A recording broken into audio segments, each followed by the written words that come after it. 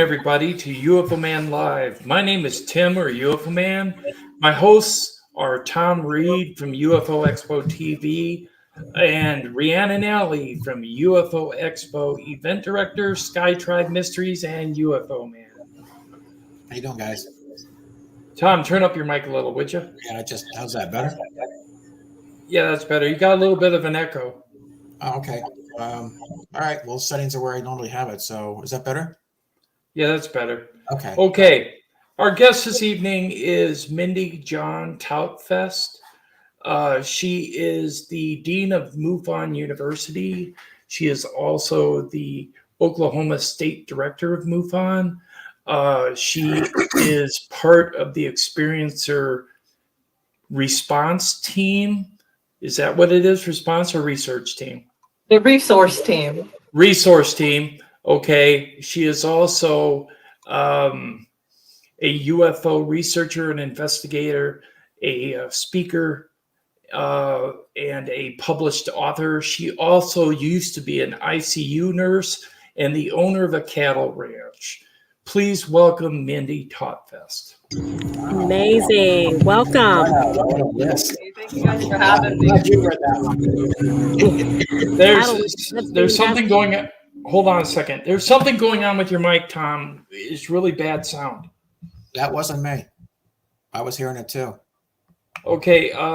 Check out your mic, Mindy. I don't have an external mic or anything. Okay, so Mindy's okay. How about you, Rhiannon? My mic was off. Oh, it's Rhiannon. Yep. Yeah. Okay. All right. It's All on right. right now. Can you hear me? Yeah, there's a background sound behind you. We don't know what it is. Alligators or toucans? No, it sounds like an air conditioner or something. Yeah. Anyways, okay. So we're gonna get into. We're trying to settle some sound issues here, guys. Welcome everybody in the chat room. Welcome to everybody online. Tonight we're going to be talking about several different subjects, but I think what we're going to do is ask Mindy first a little bit about herself. Could you tell us a little bit about yourself and how you got involved with MUFON in the first place and the UAP subject? Yeah, actually, I've always been really interested in UFOs, and I was the little nerdy kid, watching Unsolved Mysteries and sightings and stuff like that. Yeah, Tom, about Unsolved Mysteries. But I would watch this instead of cartoons, But and I always wanted to get involved in the field somehow, and I just had no idea how to. And then November 8th, 2016 is the day that I died. I had a massive brain aneurysm, which split open an artery in my neck going up to my brain. And I ended up having a near-death experience out of it. And I ended up, at the time, my husband was a Southern Baptist minister, and we lived on a 300-acre farm, a wheat farm, and we had cattle out there and everything. And so I was out in the middle of nowhere, Oklahoma, when it happened. And so I was expecting to go to heaven and, have my ray of light and Jesus and all of that. And that didn't end up happening for me. I ended up going to a place known as Floyd. And I remember every moment being over there.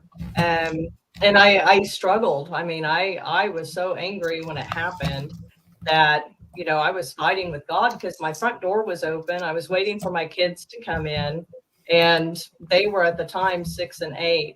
And so I was not ready to leave. And so my time over there, I did a lot of soul searching. I did a lot of pleading and begging. And eventually an entity showed up, and he guided me through this dark place. And ended up showing me this thing that he called the fabric of humanity. And it looked like this big glowing nebula of interlocking lines. And it was amazing. I was in awe of it.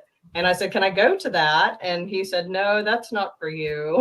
And he guided me over, and next thing I know, bam, I'm back in my body and I'm waking up. And I mean, this is the short and very, very short and condensed version of it because we got a lot of stuff to cover. And most people that have heard me have heard this story. But that's really what launched me into ufology. I spent about 2 years recovering, and I ended up having another setback where I ended up back in the hospital. And so we started planning my funeral, and part of my preparations was I really wanted to go to Roswell. And so we took a kind of solemn trip to Roswell during the festival, and I met Kathleen Martin there, and she was part of the Experiencer Resource Team. So on the way home, I said, I wonder if we could go to MUFON meetings. That'd be pretty cool to do, and it would, get me out of the house. And whenever I called headquarters, they said, well, we need investigators there. And I'm like, I can do that. So they said, yeah, they got me set up. And so I started doing them and, eventually worked my way up to state director and now on to dean of MUFON University. Yeah, that's amazing. What was your first case? Wow. I have to go there. I'm trying to think back. I've done going on a couple hundred cases now over the last few years. And you wouldn't think there'd be that many here in Oklahoma, but there really are. I mean, we are flyover countries. Yeah. I think that goes for UFOs too. Well, you probably would have gone out in tandem with somebody, correct? Do what? You probably would have gone out in tandem with somebody else to help somebody else on an investigation, or?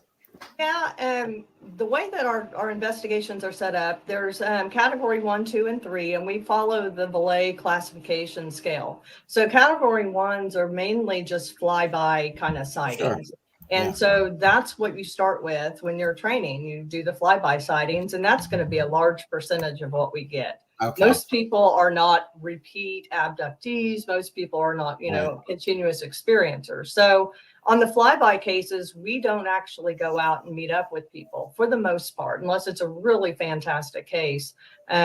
Those are all done online. We check all of our, stellarium. We'll look at the flight radar logs. We'll look at the meteor reports. We'll look at all of these things to rule out what we can between natural and man-made phenomena. And then try to come to a conclusion. And by doing all those checks, we can normally rule out a large percentage, 80, 90% of them, of the flyby. Normally it's a satellite or something like that. So that we don't respond to those like in person, but we still carry out a full investigation, and that can take a couple of weeks to do. How many years have you been with MUFON? I was trying to think of that. It's 5-6 years that we're going on now. Oh, wow. Yeah. So when did you start? What was your first cow mutilation or animal mutilation? This was actually my first one that just turned up. And that's not to say that I'm ignorant of the subject, though. I mean, I lived on a cattle farm. We had 25 shorthorns there. It's a small herd, but we had them, and I've seen dead animals. I can identify what an animal kill looks like. So this has been going on for a long time. I mean, our case had a couple cattle mutilations in Canaan, Connecticut, which was UFO incident, and with that, it was different back then, I guess, because we were told, I think, that the ears were cut off, the eyes were cut out, stuff like that. It was a little more genital stuff, just kind of more graphic. And what I'm seeing now or hearing, or what I read about Texas and so on and so forth, it seems to be a little cleaner, and maybe you can shed some light on what you found out there. Well, I can talk about this case that we're working right now. I can't divulge everything since it's an open investigation, but there was a press release put out about it from a woman down in Cotton County, Oklahoma on the 25th. And this is just, coming right off the heels of the ones that were found across Texas. And so in speaking with her, I was like, okay, yeah, we need to get out there because we were having rainstorms and cold and everything coming into Oklahoma that night. And it was actually stormy and rainy here in the part of the state that I'm in. So we went ahead and loaded up. It was about 4:00 in the afternoon, and we headed straight down. And once we got there, I had my ASD, my assistant state director, with me, and he's 30-year law enforcement. He's responded. Yeah, this is not his first mutilation. He's been to several just through his time with the police department. And Yeah. so we got there and we took the radiation readings. We took tri-field readings, and we didn't find anything out of the ordinary with that. When we were approaching the scene, there was a pair of tire tracks going up to the animal. And the rancher said, now that right there is actually from the sheriff pulling up here. There was nothing else in this environment disturbed. And so whenever we walked up, we looked, the cow was laying in a bed of hay, just right on the edge of hay going into hard ground. And so my ASD, he walked around and surveyed the area and everything. And there was no signs of a struggle. There was no disturbance to the environment. And looking over the animal, there were no bite marks to the legs. There was nothing at the scruff of the neck that a predator, would jump. And there was really no signs of anything of what indicate what killed this cow. So no signs of predation at all. No. So, and with the blood, there was a couple of drops in the nose where there was no damage. But other than that, there wasn't blood spill on the ground. Like a hemorrhage? Yeah. The face was mutilated terribly. And this, you have to realize, this animal was perfectly healthy the day before. This cow was almost like a pet to these ranchers. They loved it, and they had bottle fed it since an infancy. They had, really raised it. Was it the only one they had? No, they had others. They would actually walk up to you and nuzzle you, and they're sweet animals. And so she really just wanted to know what the heck happened to her cow. This was a perfectly healthy animal the day before. And when did this one happen? Because Texas was like a few days ago too. Right. This one would have been during the night of the 24th going into the 25th, because she saw the animal at evening feeding time for dinner. The cows would come up and she'd feed them there, and she saw her there. This is about a 1.5 year old cow. She weighed about 600 pounds.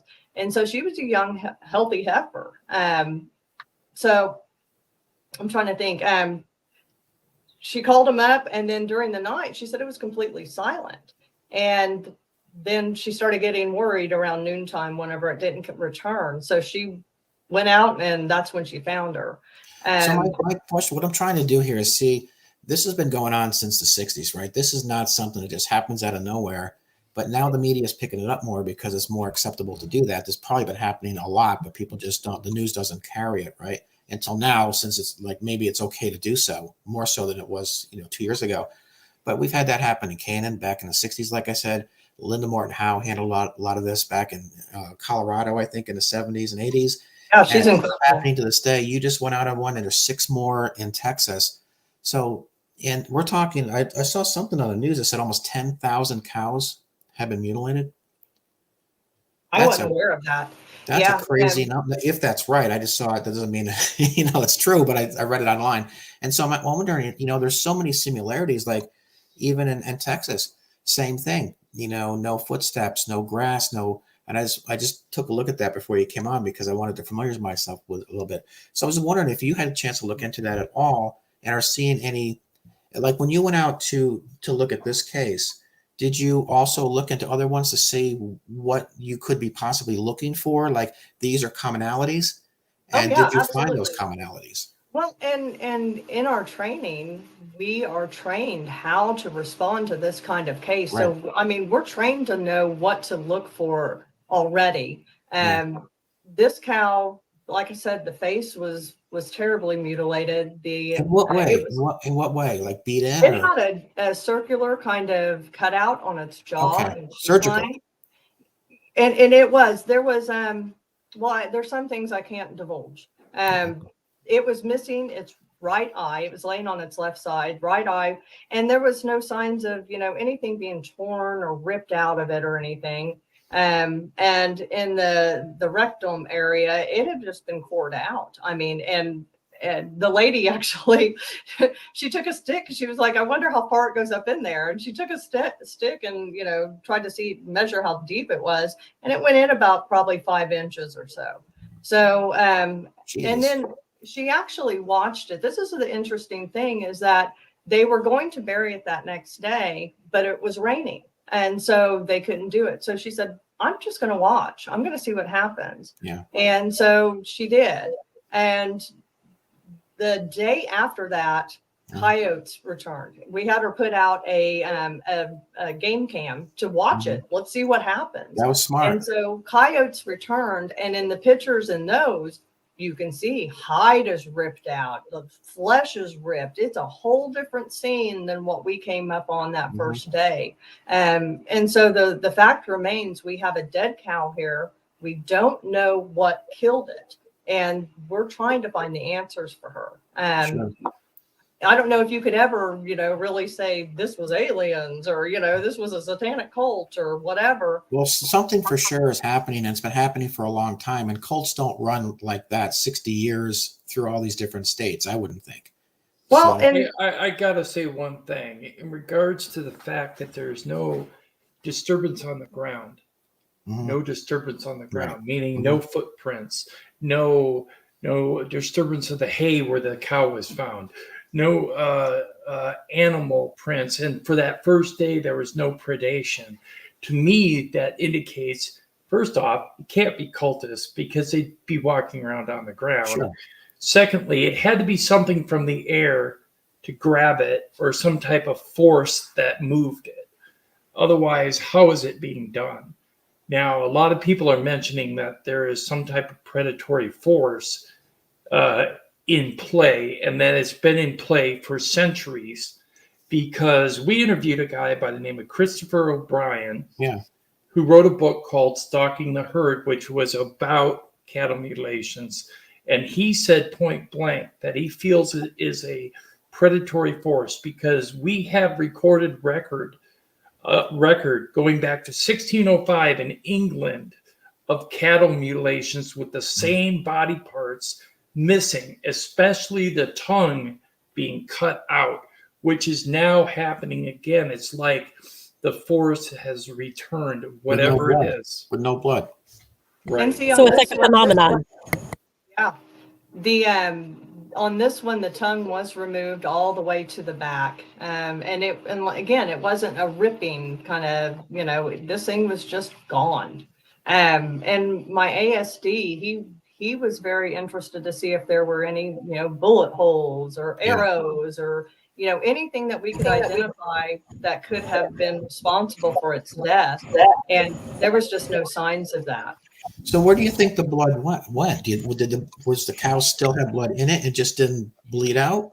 I'll tell you, there was some blood still in there as predators got a hold of it, but it was very minimal. It wasn't like blood spill all over the ground. I mean, you've seen animal attacks. Well, the thing it's is, a bloody mess. It's almost like if they were going to take the blood, let's say this was somebody local, kids hypothetically, right?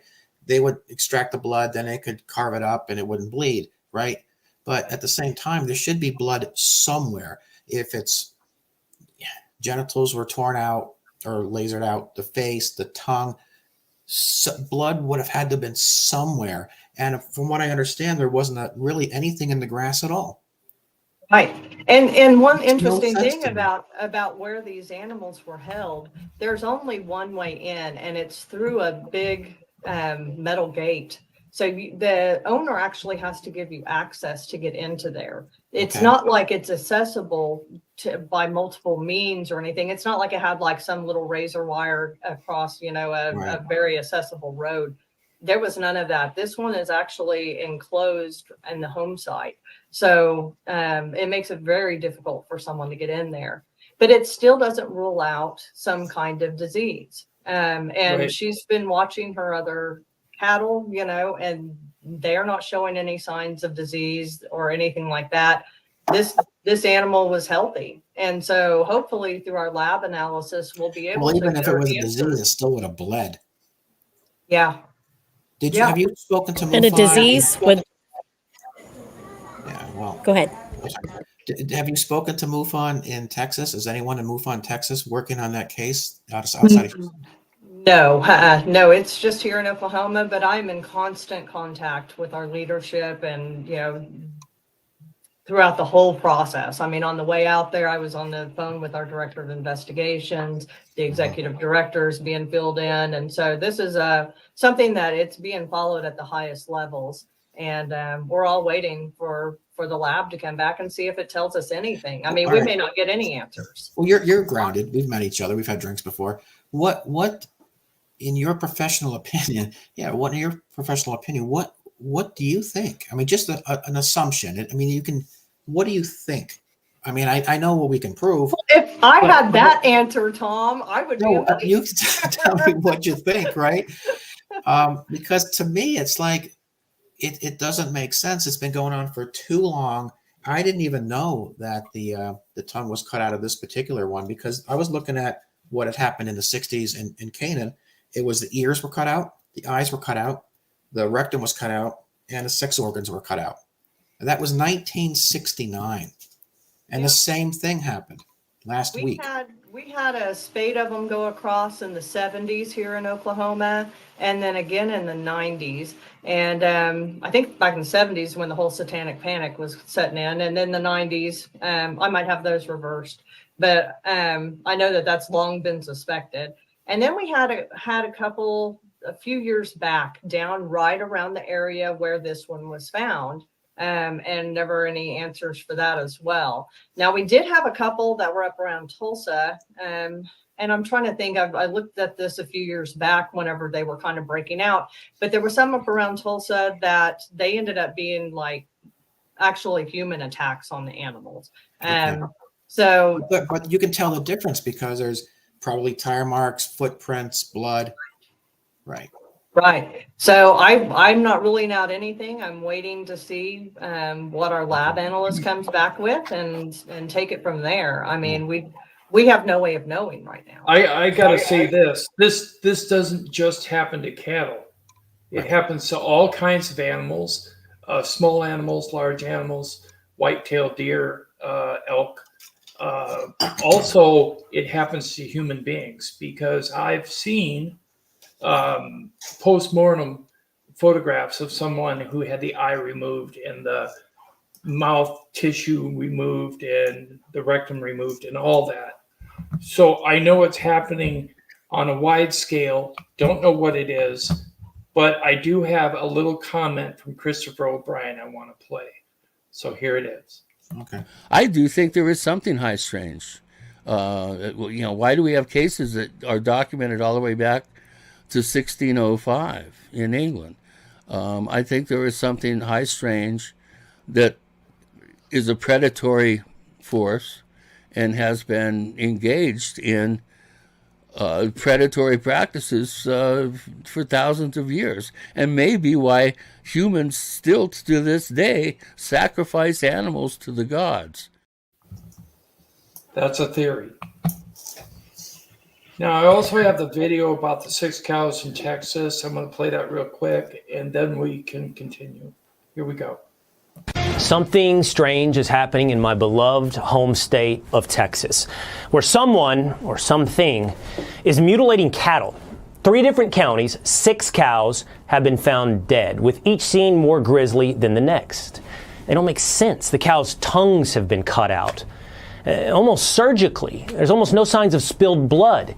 And nearly 2 of the cows had their sex organs removed. Authorities say they were unable to find any sign of footprints or tire tracks around the scenes. On top of that, the areas around the carcasses were undisturbed, like no signs of a struggle for the cows. And as troubling as all this is, stories like this have been happening actually for decades. As far back as the 1970s, the New York Times was reporting that nearly 200 cows in 11 states were found mysteriously mutilated, where ranchers reported that udders, eyes, ears, sex organs, and tongues seemed to have been removed. Sounds familiar. So who is behind this seemingly 40 years of unexplained phenomenon? I don't know. Teenagers who play sick pranks on cattle ranchers? Cultish worshippers of some odd religion? Aliens? What could this be? This is so odd. We have to consider any possibility. You've heard stories of crop circles appearing on farms. Could they be leaving a message that they're taking our livestock? Do extraterrestrials have an infatuation with farmland? In just the last few days, the Department of Defense has released new footage of a new UFO, footage in the Middle East. Could they have just been looking for more cows? The Pentagon has no explanation for what this was, just like authorities have no idea what has happened to all of those cows. It might sound crazy, but not out of the question. What is going on? Not just here, but maybe in the universe. Is the truth out there? UFO Seekers lead investigator Tim Doyle joins me now. Tim, what is going on? Well, something strange, and in fact, it's been happening in Texas for a long time. Here's a picture of a Texas Tech student who actually had his car shut off by a UFO object, and you're seeing the sheriff participating in this. But cattle mutilations have been going on in depth since the 70s. There was a New Mexico State police officer who investigated up to 90 cattle mutilations in New Mexico. In one of those cases from 1976, Gabe Valdez, the police officer, found evidence of a triangular-shaped object landing near a cow, then some type of tripods exiting this craft. And these tripods were anywhere from 28 inches to 4 inches in length. Now, Gabe said in his investigation that these tripods that exited this UFO craft followed the cow for 600 feet before the cow finally fell dead. And these tripods had little tracks that they left on the ground. Gabe returned to the same incident site for a second time and found that these tracks had actually gone over his tire tracks.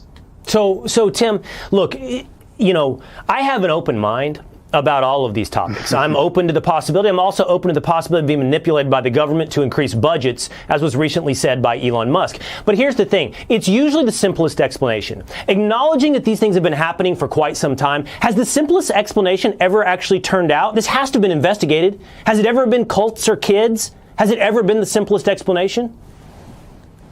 No, not cult or kids, because even in that New Mexico case load, which the FBI investigated, and the FBI said it was just natural predators, Mr. Valdez, the police officer, said that the surgical cuts in which, get this, Will, even then the rectum and the genitalia were removed from the cattle the same way they are now. And it just so happens 66 years ago is when that Texas Tech student had his car shut off. So is there some weird force that's like returning?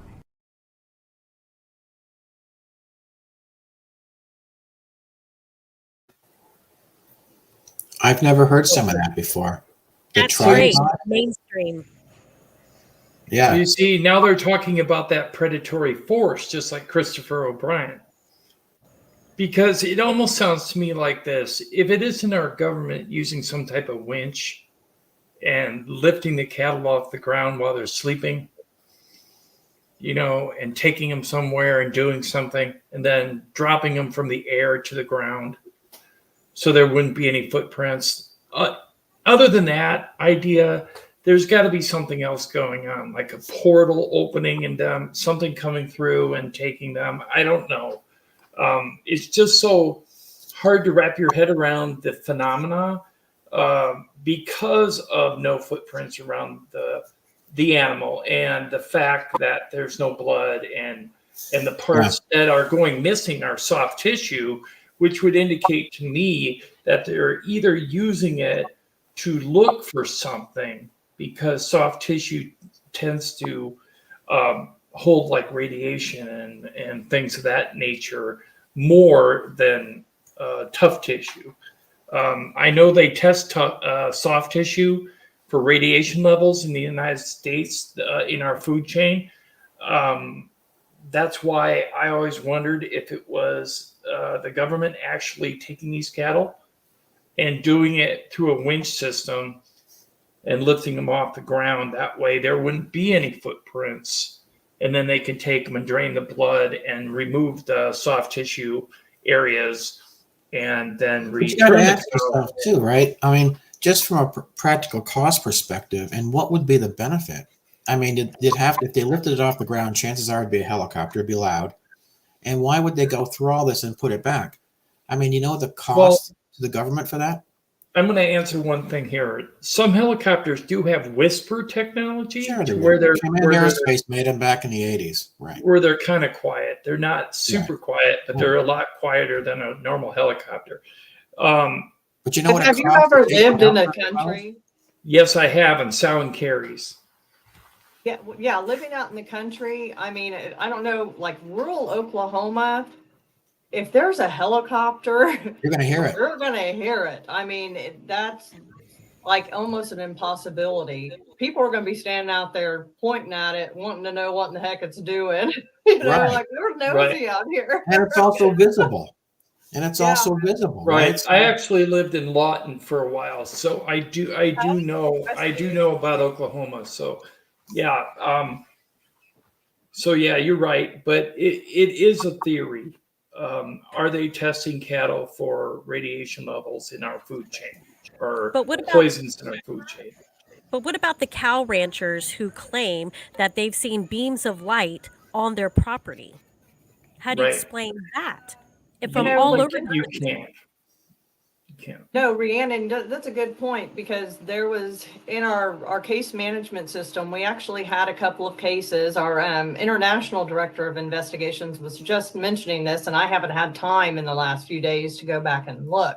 But he said there's one case where I believe it was a coyote. A woman heard it out there yelping, and she saw it get sucked up in a beam of light. And then a couple minutes later, that thing was dropped and just mutilated. And so it happened to that, and it also happened to a bird. And that was from two different people within the last few weeks. So we have, you know, a couple wild animals now that have been mutilated in front of somebody, and they're actually seeing this happen. But I believe it was the coyote that was sucked up in a beam of light and then dropped. Has anyone ever taken like a sample of the cow and sent it out for DNA testing, or seen if there's anything unusual about the skin and that sort of thing? That is in analysis right now. Okay. So cool. Mindy, how long does it take into the lab once you guys or whoever the research team, once they actually get the evidence and they send it to the lab, how long does that take to get the results back? I'm thinking probably in the next couple of weeks we'll have some answers. And even, you know, she's looking at all different things that could possibly have killed this cow. So she was asking about like John's disease, and if there, you know, had ever been any kind of sickness like that in the herd or in that animal. And so she's looking at all possibilities of what could have caused this death, because ultimately that's what we're trying to find out. What happened to this animal? We still have a rancher here that has a dead cow, and she loved it. You know, she wants to know what happened. Sad. And you know, the other thing too, after 40 or 50 years of this, not one sighting or one cattle mutilation has caught a person doing this. You would think people are not that smart, you know, to be going on 50 years and not ever catching a person doing this. Right. Is kind of telling in itself, don't you think? Yeah, and they've never proven one case. They don't know. They don't have any clues as to what has caused this. Not one idea. Yeah, and everybody thinks crop circles are being done by kids, and there's got to be cults slicing up cows. Why don't we just, you know, come to an agreement here and agree to, you know, at least, you know, collectively say, look, there's something extraordinary happening that is right. Yeah, I agree. There's a phenomenon happening. There is a presence on Earth, whether it be coming through a different reality or otherwise. There is a presence here. I agree. I have to take a commercial break. We have to recognize our sponsors. This was pre-agreed in advance by my co-host. So here we go. Did you know 75% of Americans are chronically dehydrated? If you struggle with focus, run low on energy, or when it's time to finally sleep, you simply can't, this can all be linked to dehydration, and Fuel Up has the answer. Our proprietary formula contains the finest cellular hydration with the strongest immune-enhancing natural ingredients. The Fuel Up system is made up of 3 different incredibly tasting varieties. Wake kickstarts your day with a jolt of caffeine. Play boosts focus while hydrating your cells. Rest not only helps you relax, but also rejuvenates your cells while you sleep. Here's what our clients have to say. I really don't miss my coffee, and you can tell the difference. So I'm gonna take it for the energy. I'm gonna take it for the play. I'm gonna take it, all day. And it works. That's the thing. It works. We love it. Take the Fuel Up Challenge now, where we offer a Feel the Difference money-back guarantee. Fuel Up for life.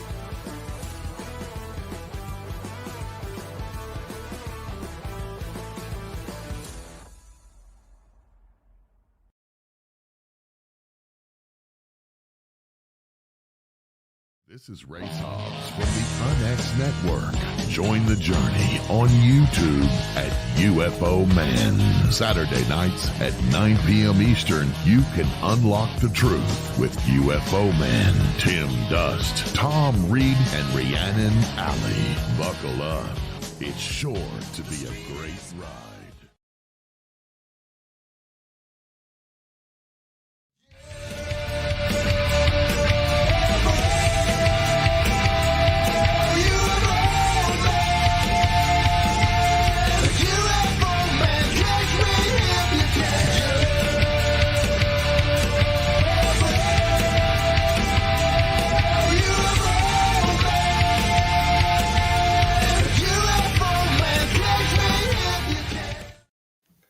Welcome back, everybody, to UFO Man Live.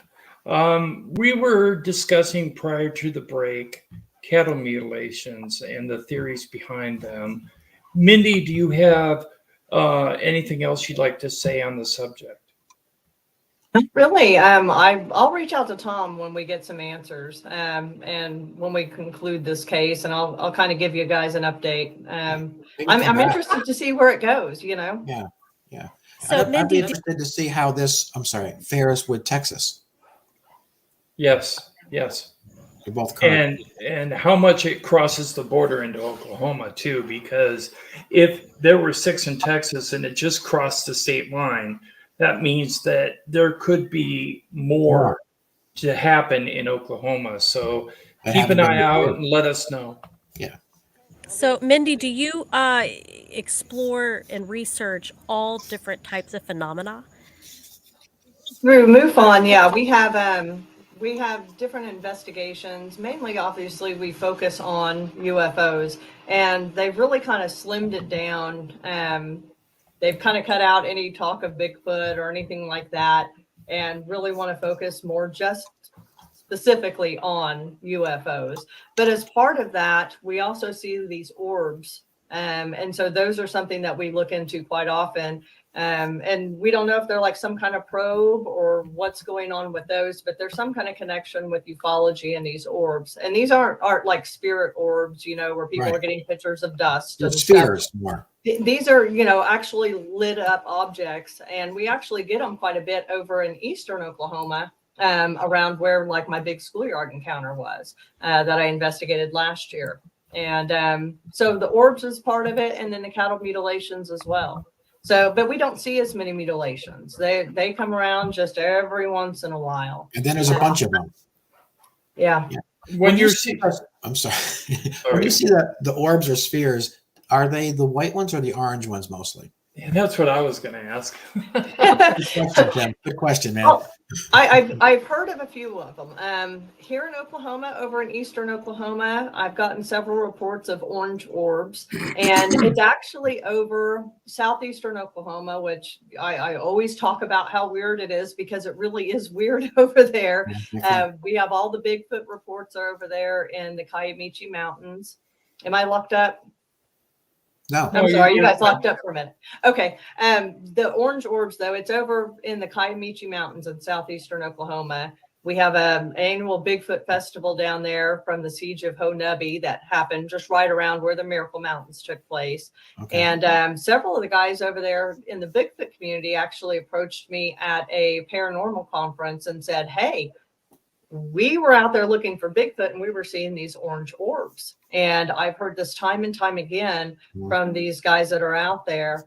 And we've also, I had a case with blue orbs, where a blue orb actually came into a gentleman's home who was a multiple abductee. And it came in just before an abduction experience. And I ended up doing an analysis from that one. I cut out a piece of the drywall where this orb had flown by, and it actually left a bit of luminescence on it.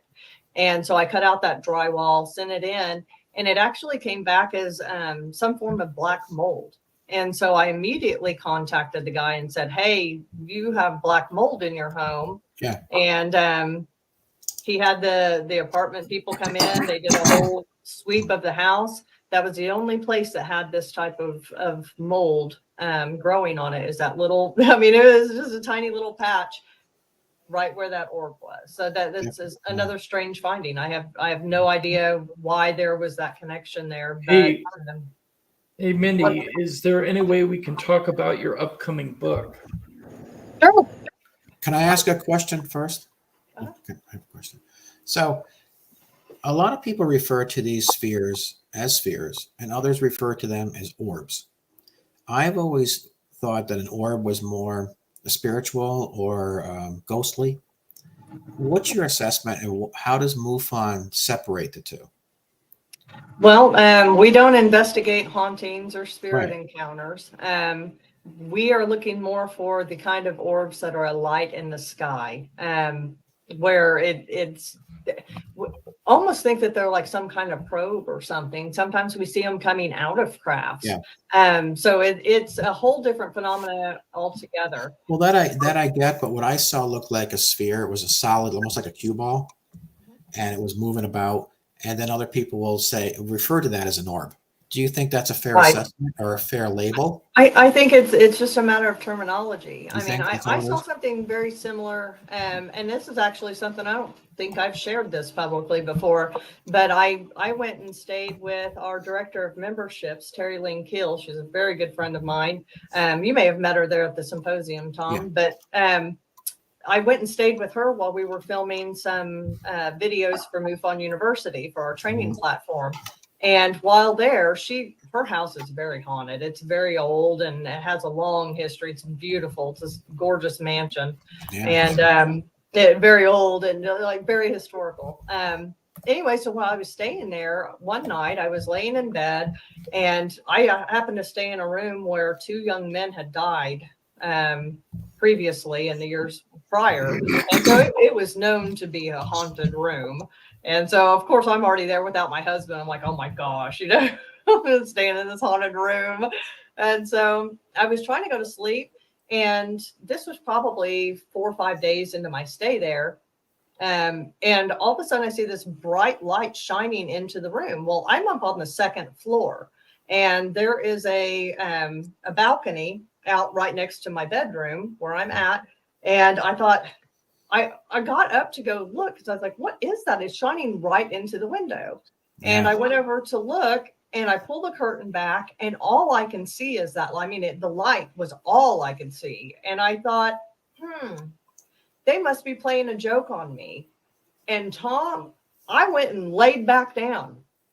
I didn't go investigate. I thought, okay, they must be playing a joke. And so I went and lay down. And when I did, all of a sudden I see the orb over the bed. And then that's the last thing I remember. I'm not an abductee. I could not tell you what the heck that thing was. That is so close to what we experienced once, and it was in a Discovery Channel episode. Really? It looked like a little white ring, like a hula hoop. It wasn't a solid orb. It had like a little blue ring to it as well. And I could see it out the window. And next thing I know, there's this orb in the room, and it's going around the wall, and it's disappearing, coming back, disappearing, coming back. And I'm thinking, is it the same one, or were they different ones? But the pattern was so kind of in sync. It was the weirdest thing. And so I'm sitting there with my blanket thinking, if I don't move, it won't see me, because I thought it was actually seeing me. Weird. I was a kid at the time. Yeah. And it's astounding. And this thing was probably about the size of a softball while it was hovering in there. This is about the size of a dinner plate. About the size of a dinner plate. Yeah. Mm-hmm.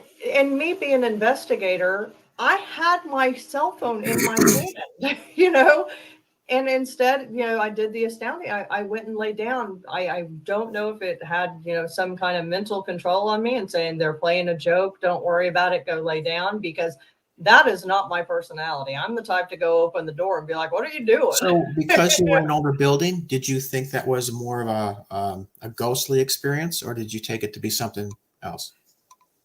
You know, that's the $1 million question again.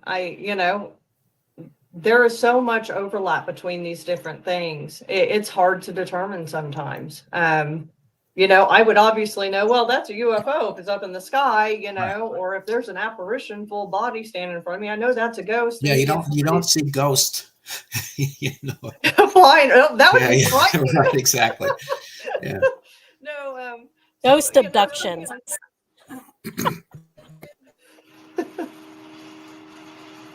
Oh, Tim, you're muted. Yeah. One thing I got to say about orbs is a lot of orbs are misconstrued as paranormal when they're reflections of dust with light in a camera lens. So you have to be very discerning when it comes to orb filming or seeing. If it's self-illuminated and it changes direction or it acts intelligent, then it's probably not dust. But otherwise, there are orbs that are dust that people think and swear by as being spiritually related. In regards to UFOs, the same thing occurs. People will see lights in the sky and automatically think, oh, it's a UFO. But if you can't identify satellites, Starlink, other things, it's not going to be a UFO or a sphere. No, wait a minute, Tom. No, this is great. I want you to put up your picture. Okay, my picture is Right. Don't say it though. Don't say what it is. See what people think. Right. Okay. Oh, I know what they're going to think. My game. This is the rules. Okay. Now, how many people think that's Starlink in chat? Can anybody agree or feel that that's Starlink? Okay. If you think it's Starlink, put the number 1. If you think it's not, put the number 2. Number 1. Come on, place your bets. I hate to tell everybody this is pre-Starlink. It is not in space. It's about 500 feet above a bluff in the Great River Valley of Minnesota, near Winona, Minnesota. It was taken at 8:45 p.m. at night while it was still light out in July of 2009. It is not Starlink. And you took it yourself. I took it myself. Right. This is a picture taken by me, UFO Man, and I actually saw these objects. So there you go. Very cool. So I guess and I said it was Starlink too. So I fell into that trap where you get used to seeing something and you go right to that. You go, that's probably what this is. When in fact, I should have asked you what year it was and that kind of thing first. So I made that assumption as well to go, it's Starlink. Right. So we all kind of jump to conclusions sometimes. Right. The reason I wanted to bring it up earlier before the show was because Mindy investigates things like this, and I wanted her to see it. And I wanted to ask her, have you ever seen anything like it?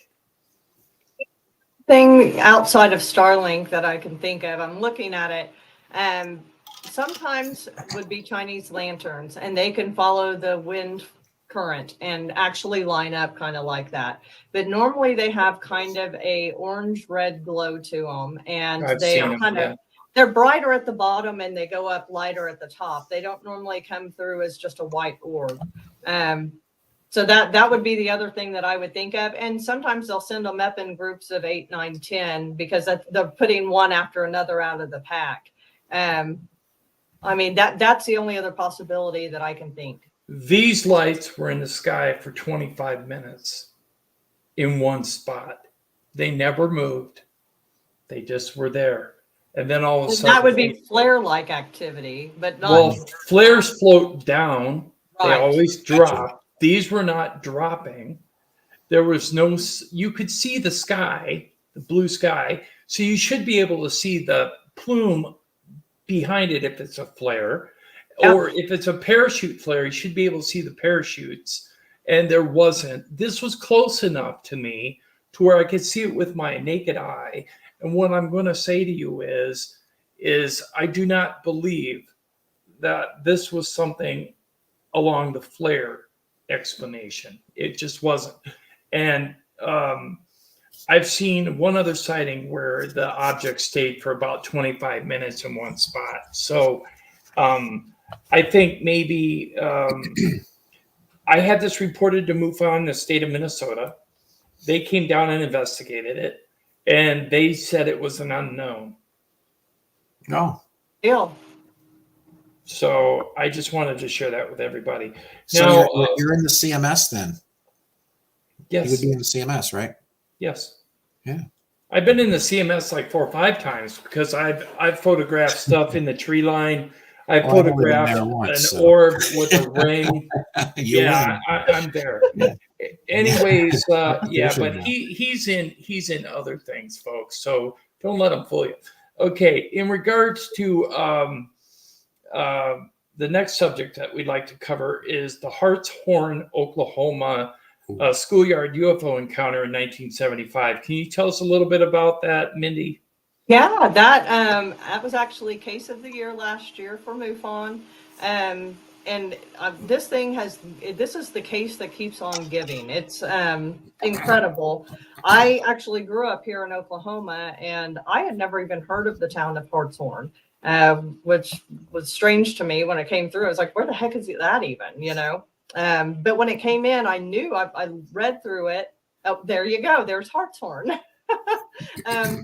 So it came in as a schoolyard encounter. There was a group of young children, elementary age, up through young teenagers, that were at this boarding school that was set up by a missionary family there. And they had moved there, and they actually built the school. It was kind of a home ranch kind of thing. And they had several thousand acres there at the ranch.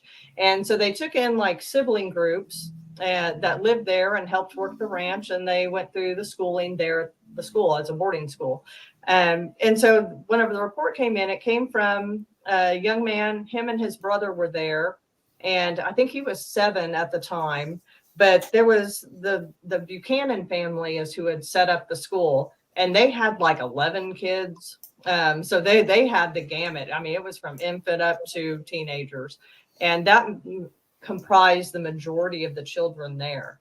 So it was during 1975. They were outside playing after dinner, and they looked off in the distance, and they saw this little object hovering, and kind of kept an eye on it as it was sitting there. And over the course of an hour, it slowly came closer to them until it was hovering over a grove of trees there on the property right in front of them. And they had run in, they got the teacher, and the teacher, she was only 18 years old at the time. But she lived there at the school and helped with the daily activities. She actually traveled with the Buchanan family quite often. And so she came out along with the Buchanan mother. And so they were the only 2 adults that were there at the time. But they watched as it lowered. They said it came within 70 or so feet above the treetops and hovered there. And the oldest boy, he was getting fearful. So he went inside and he grabbed his shotgun and climbed up on top of the schoolhouse. And he aimed it directly at the UFO. And they're standing out there. So he's up on the schoolhouse, and there's a field in between, and then here's the UFO. So he's aiming the shotgun over all the kids and women, and he's ready to defend them. And they're watching it, and they said it just hovered silently with these lights, multicolored lights, going around the perimeter of the saucer. And once he aimed that gun onto it, boy, it shot off. And they said that it went over into the area where there was an old sawmill on their property. And he watched as it kind of lowered in that area. And so he ended up, they got all the kids inside. They were all, frightened and screaming and whatnot. And He went up and he saw that it had landed there. So they decided to take a field trip that next day. And it was funny talking to them. They said that they actually made sack lunches, you know, and they made a game of it. Let's go see if there's any signs of this UFO. And so they said it was about a mile and a half walk up through the hills there to get to it. And they looked around and didn't identify anything. And I'm skipping over here during the night. So that's that story that was told by the kids. The teacher, I asked her to share her memories of it, and she ended up just giving me a written out report of what she remembered. She remembered everything that they did, but whenever they went back inside that night, the kids swear up and down that was it. It was a normal evening, and you know they just went to bed, no big deal. The teacher said that didn't happen. The children were frightened. There were kids hiding under their beds. She was having to pull them out. They ended up going inside and sleeping by the fireplace. And the oldest boy stood guard with his rifle all night. They were hearing knocks on the walls. They were hearing, or they were seeing something outside the window, and the kids were screaming. They said it just keeps changing. They couldn't tell exactly what it looked like. But they were terrified. And she said, finally, sometime during the night, like the sounds of nature returned. And she goes, okay, this is over.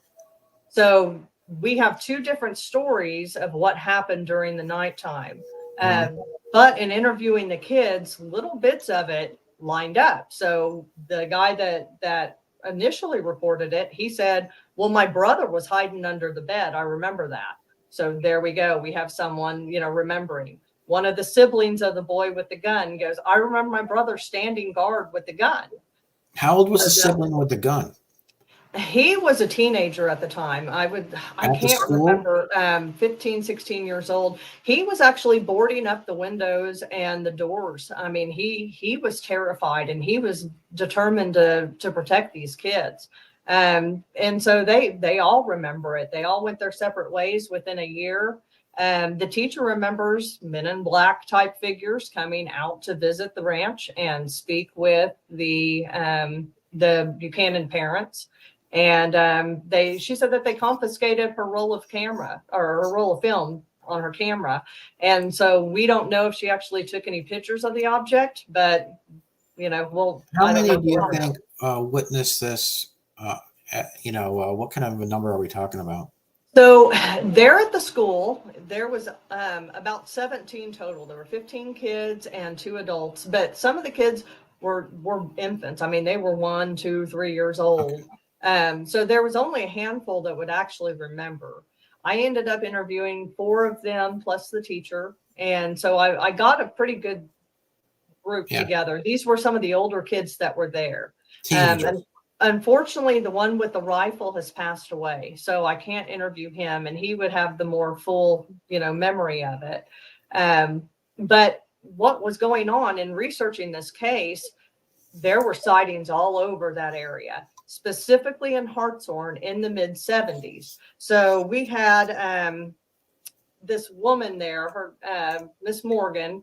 She was the wife of the postmaster, and this was in all the newspapers. These little small town newspapers are packed full of stories of these UFOs that were happening there in the mid-70s in this small little town. And there's only 2,000 people in this town. And there were hundreds of reports over the course of 8 months, right during the time of this schoolyard encounter. And so in comparison, Oklahoma gets maybe 100 reports a year for the entire state. And to have a couple hundred there within, a 2,000 populace, that's a huge number. So in researching it, she had actually started taking UFO reports from that area, and she was keeping track of it. There was one where there was a radiation spike, and the civil defense ended up responding to it because it was in conjunction with a UFO sighting. And every time I turned around, I kept coming across a guy named Hayden Hughes. And he was here out of Oklahoma City. He actually started the International UFO Bureau back in the late 40s, early 50s when he was a teenager. but he was on site out there in Hartshorne, not knowing about the Schoolyard encounter, but investigating other things that were happening in that portion of the state. He also ended up, he had gotten the original Jimmy Carter report. He had written to him asking for him to make an official report about his sighting on the campaign trail.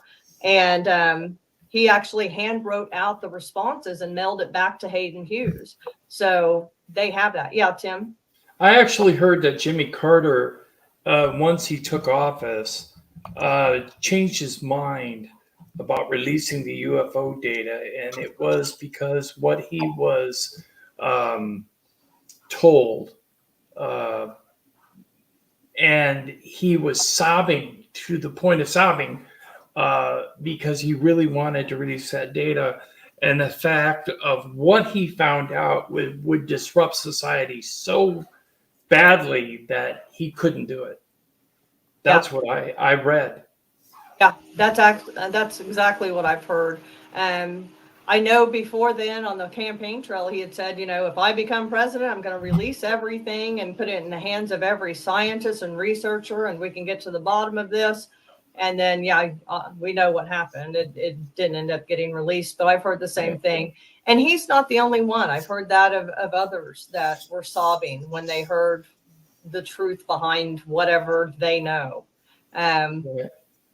So you have to wonder what's so disturbing, Well, what I read basically said there's a religious connection to what he knows. That's as far as I'm going to go because I don't want to disrupt anybody's personal beliefs. Yeah, I agree. So, yeah, Tom. Are we in school now? Yeah, just being stupid. I have a question for you. This is kind of something that I've been talking about lately, an idea. And sort of like in the, I guess, in the realm of like body snatchers. Now, our brains put out a signal. Our neurons fire, our brain is like a battery. And with that said, there's a placidness that comes over people, right? Some people feel like they're back to normal. It's like a light switch. We're on, we're off type of thing. Do you think that an alien signal could blend or become unified or somehow, get in with the brain signal, get absorbed into the brain or the person itself, and then that signal could be in the future, carry on to your siblings as well, but that embedded signal that maybe a same type of frequency, but almost like a virus into the brain, is how aliens may be able to control thought, just like certain hurts will make you cry, certain hurts will make you laugh, right? And so this placidness that comes over, like you mentioned, all of a sudden the sound of life was no longer there right at the school, right? Well, maybe it was, but to the person it wasn't. Maybe to them, they didn't hear it because they were under the influence of this embedded signal, almost like the Matrix type of thing. Yeah, there is definitely it's a really interesting theory. Yeah, it is very interesting because it makes me think of, in speaking with abductees, time and time again, they say, I felt a draw to go outside. I've even had. It's like it's embedded in you. It's embedded. Yes, they will say, I'm going to have a sighting soon, or I'm going to be abducted soon. Yeah. They know beforehand that this is coming, and then sure as heck, it happens again. Mm-hmm. So that's an interesting point, Tom. Because you think that's plausible? I do. I absolutely do. I was talking to somebody about that last week, and the more I talked about it, the more it hit home with me. Like the invasion of the body snatchers. I'll tell you, from a near-death experience side of things, being a near-death experiencer, after I returned, the only thing that I could listen to was Hertz music. It's the only thing that I could stand. I couldn't handle rock music anymore. I couldn't handle rap music. I used to love rap music. Really? I wouldn't have thought that. But I couldn't deal with any of it anymore. I always much. turned straight to the 432 hertz, and I wasn't even aware of it beforehand. I had just been happening. I was looking for something to help with tinnitus because I always had the ringing in my ears after the aneurysm. And I came across that. Not from music, not from loudspeakers or Ted Nugent shows or anything. No. No, yeah. No. Yeah. So, but unfortunately, my hearing, I wear hearing aids now because of Do it. you really? Oh my Yeah. God. I lost I'm sorry. 90% of my hearing from it. Yeah. Wow. But, I mean, it's a small price to pay. I know, isn't that sad? But Yeah, too But young you're for lucky that. to be alive. that's right. Yeah, I'm not Right. complaining. That's true. But Right. but the Hertz music, that was the only thing that really soothed my soul. So I know that there's something to it. Yeah, I think it Right. is. Right. Okay. The other thing I wanted to touch on with you is what was your opinion from a MUFON standpoint on the UAP hearing that we just had on the 19th? All right. The UAP hearing, I think they did some good things there. It was more of kind of I think they were trying to sort out holes in the previous NDAA. And seems like Gillibrand was really kind of driving to what do you need me to put in the next one so we get this right. So it seems like the funding has fallen through. It's not there where it was supposed to be. Right. One thing Kirkpatrick is doing, and I thought this was really interesting because I'm going back and like I was saying about Hayden Hughes, I'm going back and looking at all his stuff, and it ties into like Blue Book and everything. One of the things Hynek had said was that Blue Book was not utilizing scientists the way they should be, and he really kind of faulted them for that. And it looks like Kirkpatrick is trying to do better in that, and that he's actually sending things out to his team of scientists and tech as well as to the DoD, and interagency to get a consensus on things. So he's trying to reel in both sides of it. I can only hope that they're doing things right this time, and I think that they're honestly putting a good effort in. Right now they're working out, it sounded like they're doing interagency and who should be reporting to them and when. And so they're trying to establish protocol for that. I thought it was great. I think that if we went into it and everything was immediately set up, I'd be suspicious. But I think that they're trying to do it as they go along.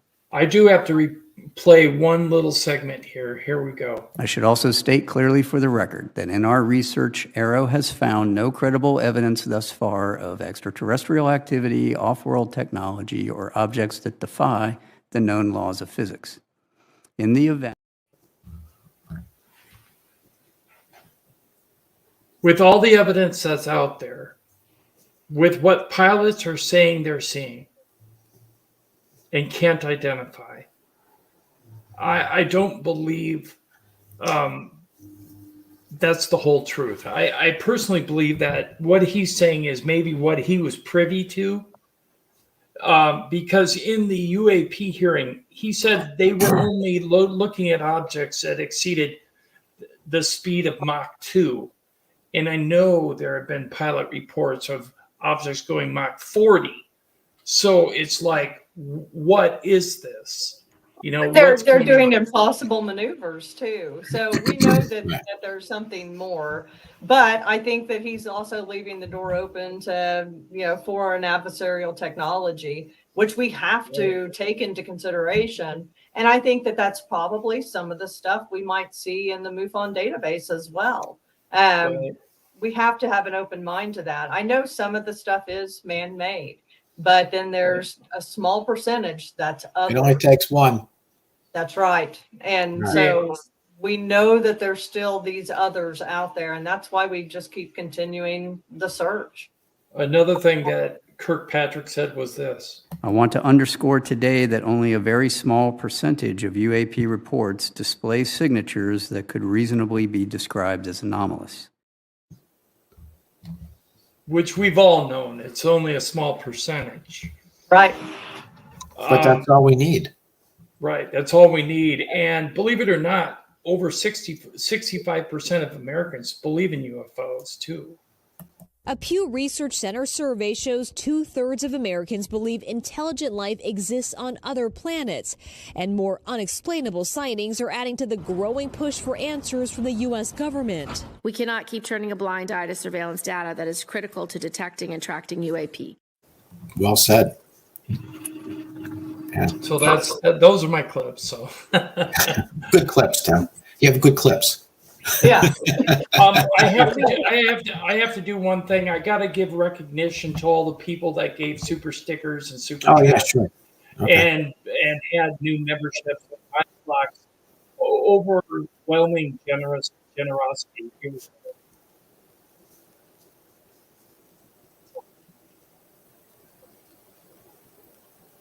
Well, what do you want to talk about? I don't think this mic is working. Yeah. Oh, my mouse went wrong. Yeah, it happens. It happens. Anyways, while we're doing this, I can't get it off a scroll. Well, it's okay, man. We'll get talk when you're ready. You're ready. So, Okay. is there anything else you want to key on, Mindy, before we start running short on time? Is there Oh, anything else I you're got working it. on, or you got it? Yeah, here we go. Thank you, guys. Much Only on appreciated. UFO Man. Yep, only on UFO Man. Yes. Yeah. Okay, back to Mindy, discussing I what guess. we were talking about. Yeah. Mindy. Do you have anything else? I mean, I got a lot of This is an stuff. hour. I mean, Yeah. I'll tell you. Okay, so Hayden Hughes. Let's go back to him. Okay. And I keep bringing him up. I ended up contacting his widow. He's got a good reputation. Oh gosh, yeah, the man, he was in everything here in Oklahoma. I keep trying to research the past, and every time his name keeps coming up, and so I have to bring him up. So I ended up contacting his widow to see what happened to his library, and I'm actually in touch with someone to now get access to that library. So I am through the moon, getting ready to dig into this. He actually, one of the really big things that he did was he interviewed Marshall Applewhite and Bonnie Nettles, and they came into his office as Bo and Peep. And of course, they were the ones who started the Heaven's Gate cult. And so this was back in the mid 70s that they came in, and they were telling him, our mission here on Earth is to prove that that we will transcend death. And so he was like, well, this is interesting. Let me go ahead and record an interview with them. So he did. He sat down and interviewed them for about an hour and a half and recorded it. And during the course of that interview, they told him, here is a thought sequence. If you ever want to get in touch with us, send it out telepathically and we will respond. And so he said, okay, well, that's interesting. Let me try it. So he did. And he said that next day he got a phone call from one of their members. And he thought, okay, well, that could be a fluke. Let me try it again. Yeah. So that evening, he sent out the thought signal again, telepathically. And that next morning, he gets another phone call. And he said, okay, well, maybe there's something to this. And he actually said, why don't you go ahead and come out here and meet up with me again? And they said, okay. And he said within 3-4 minutes, they were on his doorstep. No. And I asked, there was a author here in Oklahoma that knew Hayden very well. And I said, was he stretching on that? Yeah. He said, absolutely not. That happened. And so he was kind of blown away by, what ended up happening. And he has files on this that you can get your hands on? Do what? He has files on this that you're going to get your hands on? Oh, yeah. Oh, yeah. That's So he actually ended up writing a book about his interaction with the Heaven's Gate cult. And, what was the book? Do you know the name of the book? You'd have to ask me. I can't. I'll tell you You're later. on the spot.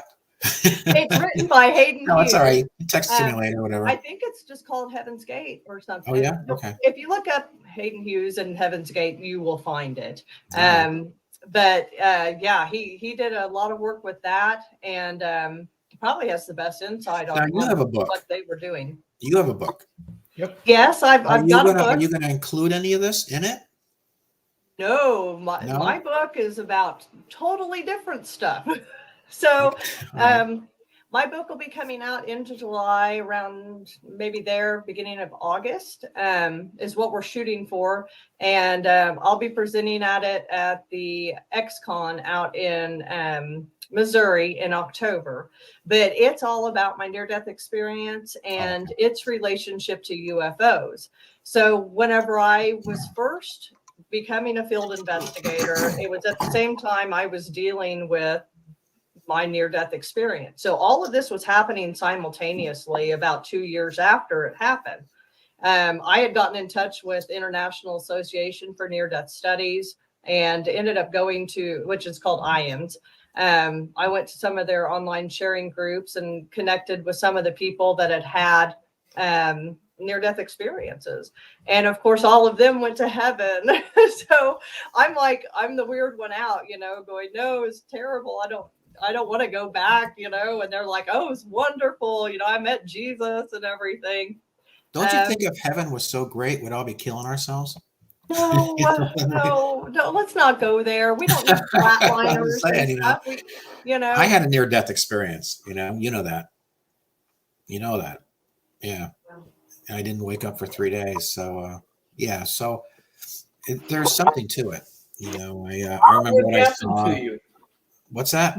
Look what happened to you. Now you're on UFO Man. That just My goes to show life has you. totally turned around. I've become a better person. Actually, I have become a better person. To be honest with you. Well, and that is what I go into in the book. It's incredible that 55% of UFO abductees have had a near-death experience. And That's a high number. oh yeah, that was from the Experiencer Resource Team. Kathy Martin actually did that study and found that there was that high of an incidence of near-death experiencers in the abductee crowd. And that's actually something we ask people during our ERT cases is, have you had a near-death experience? You think that opens up something? You think that makes perhaps you become more sensitive and it opens doors maybe? So that's what I got into. I started going, what is the connection here? Yeah. And so I ended up first thing coming across Dr. Kenneth Ring and his book, The Omega Project. And if anyone has any interest in it, look up Dr. Kenneth Ring and The Omega Project. And also for near-death studies, Nancy Evans Bush is incredible. She writes all about the darker experiences like I did, and she was a huge part of my healing process. She's actually writing an endorsement for my book, as well as Kathy Martin. So I have endorsements from both sides now, which is just, I can't even tell you what that means to me, to have these incredible women supporting my journey, and I could never have asked for more. But back to Dr. Kenneth Ring. He had done a study through the University of Connecticut about the connections between UFOs and near-death experiencers. And he came to the conclusions that there was an encounter-prone personality, and that there was a certain set of after effects that happened to both sets of experiencers. So the encounter-prone personality, they tend to have been psychically inclined as children. They've gone through some kind of trauma, which has enabled them to learn how to dissociate. They are not fantasy prone. He actually did a battery of questioning to rule out, these aren't the kids that are outside fighting with dragons and stuff. These kids are sending their mind into other realms. And so there is something there from childhood that has either been fostered or which has happened through, life events that have led them to have these kind of, experiences. Because some people die and come back now that we, have good CPR and resuscitative capabilities, people coming back all the time. And not everybody has a near-death experience. And so he wanted to know why, who are the people that are having these experiences? And so that's one of the things he identified was this. Do you see patterns? I mean, I'll tell you what I remember, and you just tell me if it's something you've heard before. Okay. Okay. So I got hit by a tractor trailer truck coming off an exit in Florida, Boca. And I woke up 3 days later. My eyes were all sewed back in, knocked my teeth out, broken bones, back, ankles, Rihanna, so I'm aware of this too. And so when I when I was in this state, like a dream state almost, I remember all of a sudden, I went from nothing and to seeing this blue, just everywhere blue.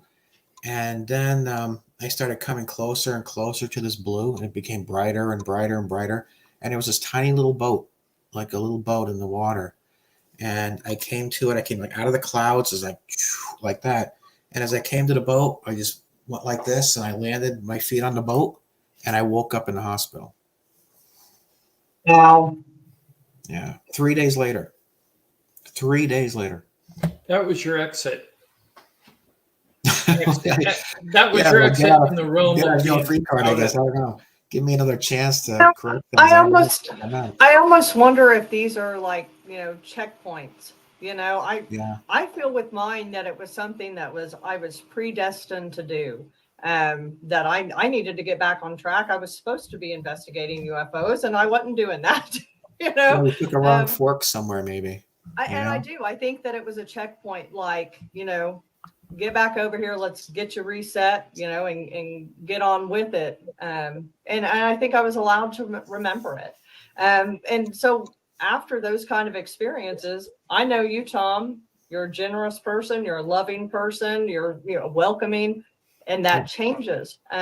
People after having either UFO encounters or having, and I'm talking about abductees or near-death experiencers, they tend to be more altruistic. They tend to be more spiritual. They see the bigger picture. We're part of the bigger picture. Yeah, we switched from religious, which my husband was a Southern Baptist minister, and now I'm over here meditating, which I thought was the devil before. My mother has a master's in ministry. Really? Yeah. We should get them together sometime. But she's still very open to what we experience. She knows that we're all part of a bigger picture, and she's not narrow-minded, I guess you could say, or she's open. Yeah. Well, and thankfully, you've met my husband, John, and tell him I said hello. Tell him I said hi. hi. He's on here. Oh, is he? Don't say hi. Hey, John. Yeah. Been a while. Hey, Mindy, are there any different categories with NDEs? Different categories for that. Well, and actually, this was set up, I believe, through IONS, and Nancy Evans Bush had a part in setting up the distressing near-death experience, because she's really kind of the pioneer of that type. You have the heaven type encounters, and then you have and I'm sure there's different breakdown within those. I focus more on the distressing near-death experiences, and they've come up with 3 to 4 different categories for it. So the first one is a pleasant encounter that was somewhat distressing. So they may have met Jesus and they were scared out of their mind. So that's distressing. The second one is the void type encounter, like I encountered, where you just go to darkness, eternal darkness. Yeah. But I was surrounded by God. I was surrounded by creation. Everything was around me, and I was separate from it. And that's what sucked so bad. So there's the void type encounters. Then you have the hell type encounters, where they actually see, hellacious animals and beasts, and they hear screaming and that kind of stuff. But that one is so incredibly rare. And then there's a fourth kind of subcategory where people talk about being judged negatively. So then they go to a loving God who says, no, you're not enough. So do you think the void is like where because I don't remember anything until bang, that blue, and then that whole thing was probably like 20 seconds. Do you think that I guess I would have been in the void category? Maybe. Almost like a pending, we don't know what to do with them yet kind of thing? I don't know. So some people have asked me if I was in purgatory. I don't feel like I was there. I wasn't working off my sins or anything. Right. I was curious. I was clapping my hands there. I was looking to see if I had hands, and I was yelling out. You were that aware. So you were you were not just a spirit then, you were in full body form.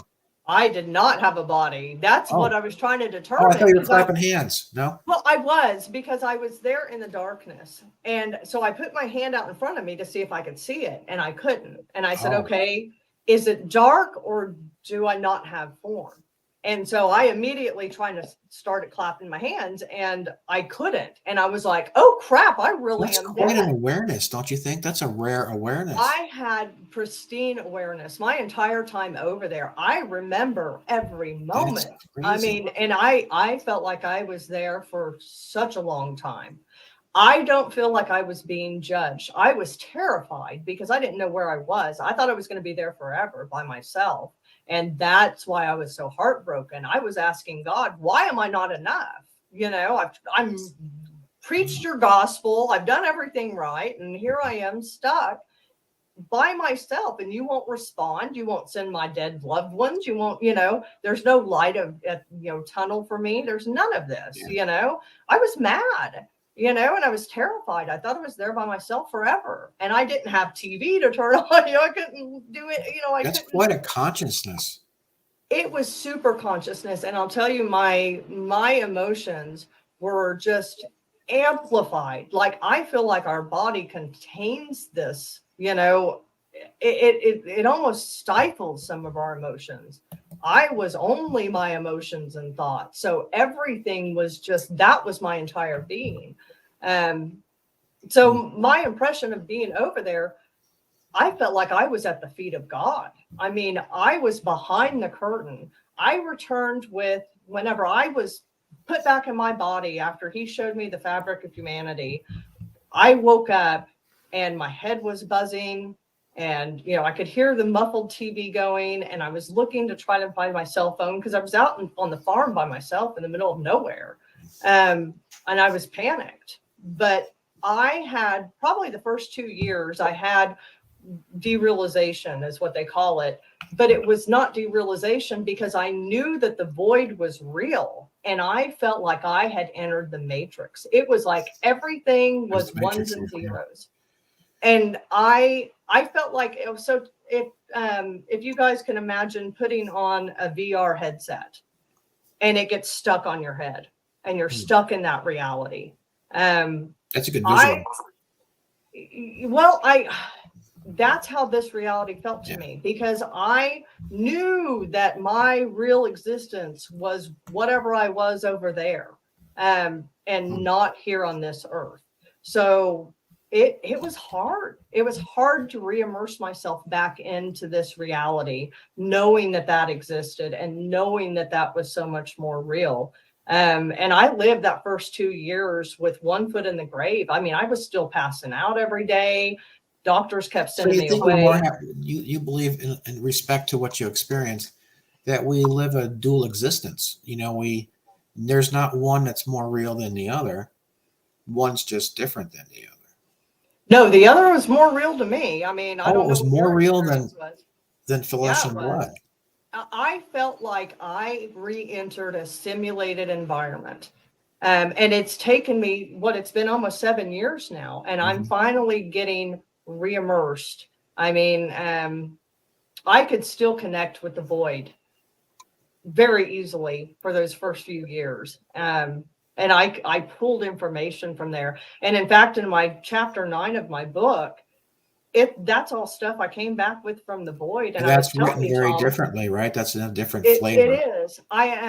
Nancy Evans Bush read through it before she endorsed it. And she goes, I have to ask you, because I didn't know her all that well. We had kind of started talking a couple of years ago, and then she had some health problems.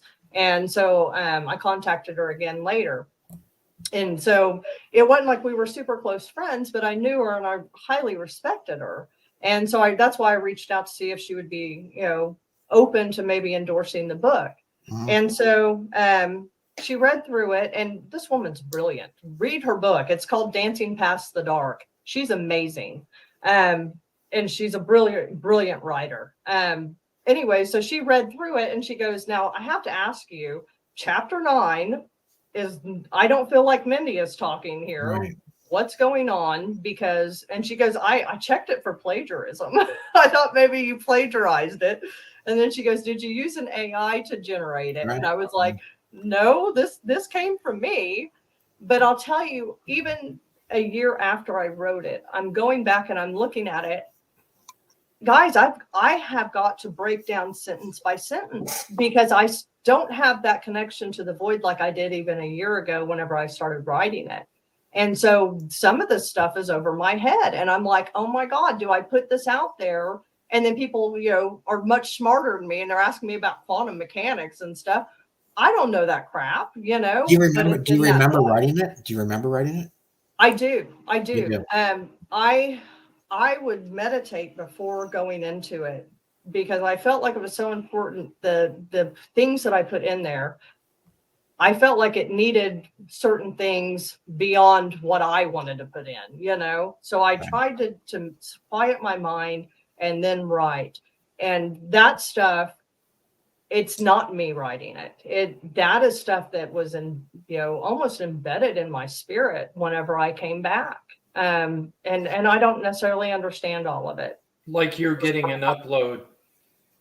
It is. And that's what we're waiting. We're in the final editing right now. And Nancy said, go back and put in, something about getting a download. So it ties it in and it's easier to follow because all of a sudden it just changes course. And there's all this stuff that's just, up until then, it's my story, Do you think stop. that when you have a near death, and maybe, Tim, questions to you too, and Rihanna, that if you're about that time to go and someone else is going, that maybe you come back and that person doesn't, that there's a way to adopt a talent or a characteristic of somebody else and bring a bit of that person into you? I know that there's like shared death experiences, and Yeah. that's more common than what you would think. But I don't know if you could absorb someone else. I know that with transplants and stuff on my nursing side, that people pick up those I mean, characteristics. spiritually, talents. And I know. I don't know. That's an interesting point, Tom. just Did throwing you just that out come there. up with this? Yeah, just listening to you. Yeah, because I had that. I almost died myself. Yeah. Yeah. Okay, well, I wanted to bring us back to our next discussion, which is going to be on Tom's fantastic news. Tom, would you like to tell us about that? Yeah, it looks like there's a movie coming out, a Hollywood movie, that's going to incorporate some of my family's experience. And it's in the early stages right now, but Clayton Watson, we talked about The Matrix, he was the boy in The Matrix. He's one of the producers, and as is Steve, who was just on there. And actually, Tori Oates, is the daughter of Warren Oates, who played Sergeant Hulka in Stripes. She's also in talks to be part of it as well. So we mentioned The Matrix just came out of nowhere today, and it just so happens that, there's a connection to Matrix in this upcoming film of ours. So, and there you go. So anyway, we're pretty excited. It's going to be, it's quite a ways out. We're very early stages, but it's not a documentary. It's actually a movie. And so I'm really grateful that we were able to put this together and working with some great guys. And Steve's been terrific. He's been calling me on a daily basis. So, I've left some dishes in the sink, but, we have these long-winded conversations. But so there's going to be a movie coming out. And matter of fact, Mike Barr has a piece in it. And John Burroughs is going to have a cameo, as is, oh my God, who else is in there? Might be Jesse Marcel III. I'm sorry? Jesse Marcel III. Yeah, Jesse Marcel III. Yeah, so anyway, we're pretty excited. So we announced it first on this show, of course. The Matrix came up like 3 or 4 times out of that. See, there are things, right, that just go, they just flow, and you're like, what? Right? Is this not crazy? We've never mentioned The Matrix before, right? It's come up like 3 times, and just so happens that some of the crew from Matrix San Francisco is going to be part of this, and Australia. So anyway, synchronicity. Yep. That's part of it. It's an energy. It's all energy. Everything. Life is energy. If the energy is bad, it's bad. If the energy is good, it's good. Run with it. I'm a half-good person. I'm sorry. Go ahead. I'm sorry. I have to point out that we have a co-host that is dealing with a bug issue because she's in the Everglades and she has to keep spraying for bugs around her. So if you're wondering what she's doing, that's what she's doing. Yeah. Huh. So that's not Chanel number 5. That's just bug spray. So, Rebel. Is that Rebel? Was it Repel? Repel. Okay. Yeah. It's the eyes again. Anyway, I think this is a great show. I mean, if Mindy's got something else, let's run with it. But yeah, we went all over the place, and it would just float tonight. It was fantastic. So. Yeah, it was a great show, and we really enjoyed having you come on, Mindy.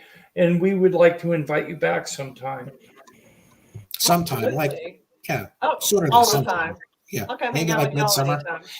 Actually, when you find out what's going on, right? Maybe we could have you come on even for half a show or something to talk about the follow-up to the cattle mutilations you're investigating. Yeah, that'd be really cool. Yeah. Yeah. Okay. All right. Yeah. Cool. Good idea. With the results from the lab. Yeah. The results from the lab. I also want to know if there were any cut marks, like from sharp implements, like what Linda Moulton Howe used to find, the jagged saw cut marks, or was it more like a straight line that was a burn or a laser cut? That's what I want to know from the lab report. So keep us updated. We'll be looking forward to that. Tom, any last comments? No, I think this was a pretty cool little show. Here are my ice cubes, I guess. And but yeah, please keep us posted on what's going on with that, Mindy. I know you will. And is there any last minute questions from chat? I mean, is there anything we can answer real quick before we part ways? Is that it?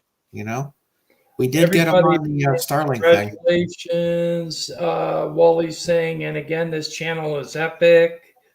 This show is awesome. Mindy and Rihanna make it epic. Yeah.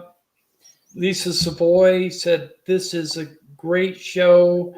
Have a good night, everybody. See you again next week. Great show from my flock.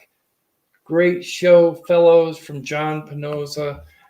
We had Bruce Supinaw here tonight, too. Oh, yeah, he's from Connecticut. Mm-hmm. Right, so that was really cool. He was in the chat, so thanks for coming, Bruce. John Tautfest, thank you for being here and supporting your wife. Yeah. We really appreciate that. Yeah, one more thing. Next week, I think we just booked. Oh my God! Oh my God! What?